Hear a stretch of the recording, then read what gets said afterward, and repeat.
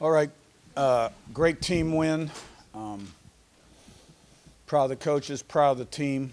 A lot of guys contributed, did a lot of good things, created turnovers, third down, stopped them on defense, converted on offense. And, it was on a big platform against a team that was hot. And we wanted to be physical and dominate the line of scrimmage. I thought we did early in the game, and Fisher's play early in the game was a huge play. So with that, I'll open it up to questions. Hey, Curt, you talked about the line of scrimmage, in particular with the defense, your interior guys. You talked even before the season about having to replace all the production and experience you guys had there. That was maybe one of your question marks. Obviously stepped up the growth, success, development. What do you kind of attribute that to with those guys like Tyreek and Mario, that group? Well, I think a big part of running a football program is development, and you do that through your strength and conditioning program and the way you coach, the way you practice, and schematically. And I think Pat Kuntz does a great job with those inside guys. I think he's a terrific defensive line coach. He focuses on the inside guys, and Buddha focuses on the outside guys. But we run so many different packages. Sometimes the inside guys are outside guys, and the outside guys are inside guys. So they meet together, and they do a lot of different things together. And it's a blue-collar group that's gotten better every week. Curt, kind of a double-barrel question. First of all, how's Aiden Fisher? And kind of secondly, Isaiah Jones steps into, I would imagine, more, not just more snaps, but more responsibility when Fisher's not on the field. Just how did you see him kind of grow into that today? Yeah, well, Isaiah Jones has really taken a big step this year, and we've talked about that quite a bit in the past, and making a lot of plays. Fisher made a huge play early in the game, and, we took him out kind of precautionary, but, we'll do the x-rays, the MRIs, and see what those say. Coach, you guys ran for, I think, 260-something yards. Felt like as you got in the second, third quarter, really imposed your will on them. Backs really ran hard, broke some tackles. I think he had 150 yards in those two quarters. Just your thoughts on the O-line and the job of the running backs today. Yeah, our backs run hard all the time. They really do, him being black. And, when you start to see them wave the white flag, so to speak, and break their will, it takes a while. It usually happens sometimes in the third quarter, and that may have been what happened here. And then Martin came in, made some good runs. It's great credit the offensive line and tight ends also. So, it's good to see those rushing totals back up again. Coach, on both sides of the ball, you guys were really good on the money downs on third and fourth down. What do you attribute to it on offense, and then on the flip side on defense? Well, preparation. It's good preparation and execution. But, to me, it's all the same. It starts up front. You got to win the line of scrimmage. You got to put heat on the quarterback on defense. You got to protect the quarterback on offense. You got to separate, throw and catch on offense, and tight coverage on defense. And if the quarterback doesn't have as much time to throw, he's not as effective, and you got to hit him. So I think Bryant Haynes is difficult to prepare against. Does a lot of different stuff. I thought UCLA's guy was difficult to prepare against. And I don't think we separated extremely well against press coverage today. Now we had some extended plays in the pass game. But the credit all goes to the assistants and the players. Yeah. Yeah, Coach, your thoughts on how dominant your defense has been all season. I think it's 6 offensive touchdowns allowed in 8 games. Just your thoughts on how well they've played and how many different guys have made impact plays. Yeah. How many touchdowns on the year? I believe it's 6 offensive allowed. Yeah, and we've played 8 games. Not bad. Yeah. That's pretty good. No, Bryant does a great job. The kids respond. They have a lot of pride.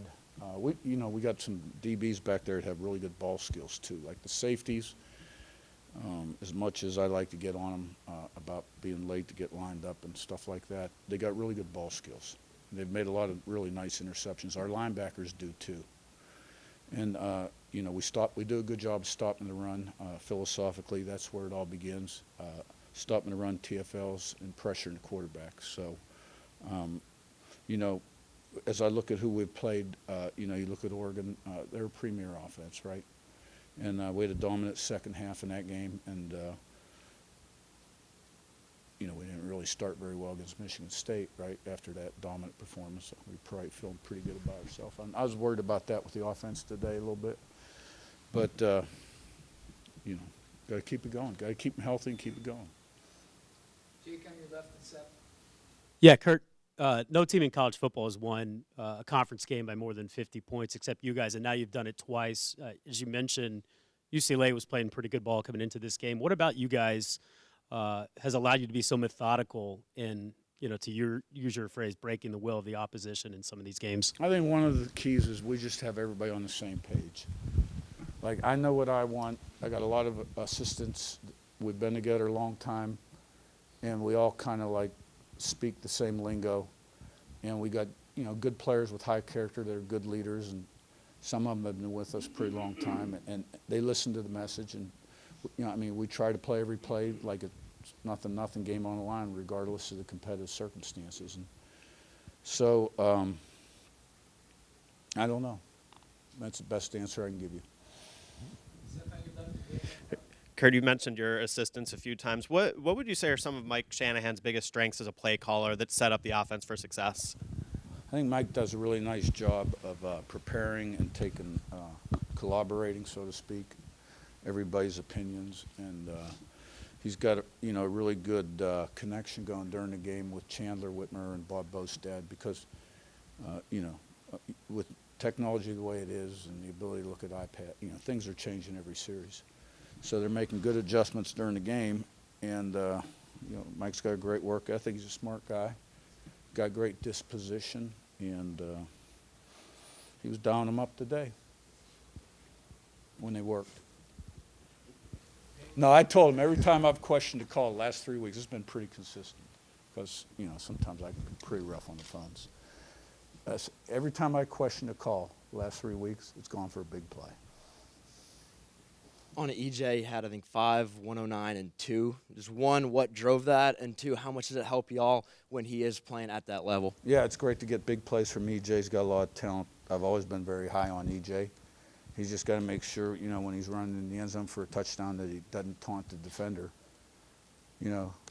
because he got a mulligan on that one from the official. But you play in a game where it's game on the line, that's spot foul. And now we got the ball on about the 30-yard line and don't get the points. Zach in front, and we'll wrap with Joe. Coach, the TFLs, the sacks are one thing for Isaiah Jones. What has he shown you, though, this season that's given you the trust to give him the green dot in a situation like that with Aiden going down? Well, everything's earned, not given, and he's earned everything he's got. And he's a real smart player, just like Fisher is.